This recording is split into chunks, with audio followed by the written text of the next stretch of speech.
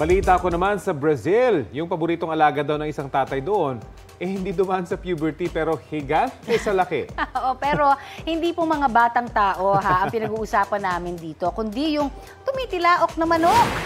Agaw pansin po kasi ang mga alaga ng agronomist na si Rubens Braz. Sa laki po ng mga tandang ay nagmukhang mini-me ang karaniwang manok. Kapag tinabi naman sa isang 2-year-old na bata, halos abot na sa balikat.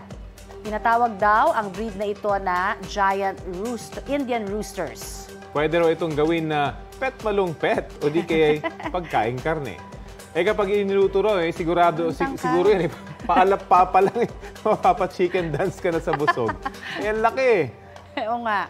Pansamantala na natigil daw ang pagbebenta ni Braz sa malalayong lugar dahil sa isang flu crisis. Pero umaabot daw ang negosyo ng isang adult rooster ng mahigit 200,000 pesos habang halos 4,000 pesos naman ang isang tray ng fertile na itlog.